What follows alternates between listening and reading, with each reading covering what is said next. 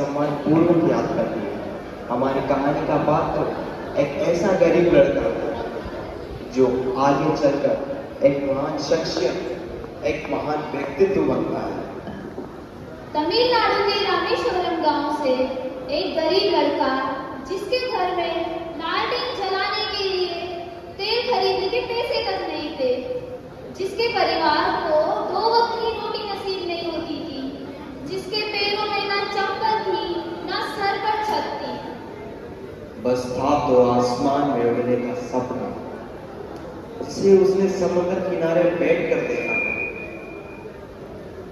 और उसी सपने को हकीकत में बदलने के लिए वो रोज सुबह 4 बजे उठकर मीलों पैदल चलकर पास वाले गांव में फ्री की ट्यूशन लेने जाता था और वापस आकर परिवार की आर्थिक सहायता, पूरे गांव में अखबार बांटता और अन्य काम करता। रात के समय पूरे गांव में जहां रोशनी दिख जाए, जिस जगह रोशनी दिख जाए, वहां चुपचाप पढ़ने बैठ जाता।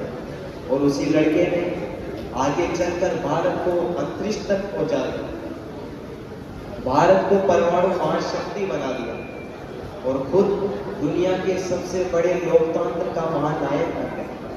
जी हाँ, हम जिस शख्सियत के विषय में बात कर रहे हैं उन्हें किसी परिचय की जरूरत नहीं, बल्कि उनका नाम सोचने मात्र से ही मेरे तो रोंगटे खड़े हो जाते हैं।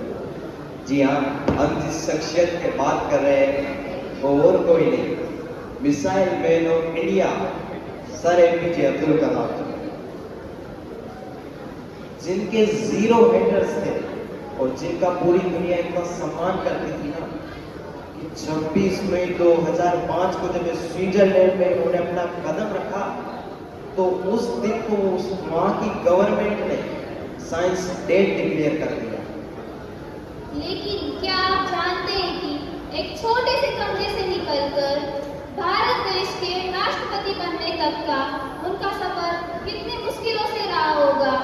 शायद कोई आम आदमी होता तो यही दम तोड़ देता।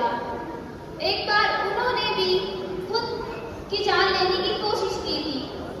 हुआ यूं कि उन्होंने परीक्षा में सफलता पा ली, पर उन्हें इंटरव्यू के लिए देहरादून जाना था। देहरादून जाने तक के पैसे तक उनके पास नहीं थे। उन्हें देहरादून जाने के लिए अपनी बहन के गहने गिरवी रखने पड़े। वे देहरादून गए इंटरव्यू के लिए, लेकिन असफल रहे। उन्हें बड़ी निराशा हुई, परंतु घर वापस लौटने के उनके पास पैसे तक नहीं थे। शाम के समय वे ऋषिकेश पैदल ही आ गए थे। शाम के समय जब पैसे नहीं थे तो सोचा कलाम साहब ने बहन के गहने गिरवी रखकर आया, घर जाने के पैसे तक नहीं है। सोचा था पायलट बन जाऊंगा, जहाज उड़ाऊंगा, पर असफल रहा। ऐसे जीवन का क्या फायदा, आत्महत्या कर लेता हूं। तो संध्या समय आरती करके स्वामी शिवानंद जी माता गंगा को प्रणाम करने के लिए निकले। उन्होंने देखा एक बालक चहलकदमी कर रहा है और बिल्कुल उन्होंने क्या कर दिया। ज्ञानी आदमी, पुराना अनुभव, तपस्वी संत पहचान गए। बोले बेटा 1 सेकेंड रुक यहाँ। कलाम साहब पास गए, बोले प्रणाम महाराज। बेटा क्या बात है, यहाँ ऐसे कैसे घूम रहा है, क्या हुआ? तो कलाम साहब जी की आंखों से आंसू आ गए।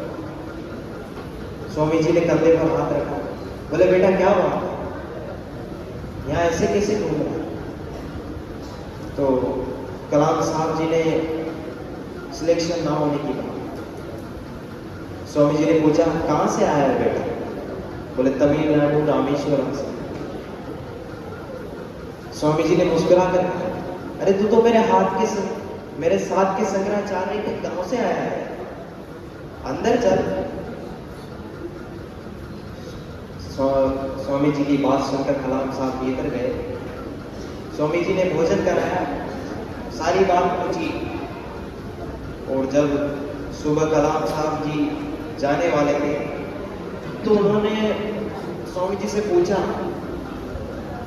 कि एक बात बताइए, आप तो सब जानते हैं फिर बताइए मेरा सिलेक्शन क्यों नहीं हुआ? क्या भगवान ने मेरे किस्मत में एक नौकरी तक नहीं लिखी? तो स्वामी जी ने मुस्कुरा कर कहा, तू हारा नहीं है, तुझे भगवान ने नौकरी इसलिए नहीं दी क्योंकि भगवान ने तुझे इससे भी बड़े काम के लिए सुरक्षित रखा है।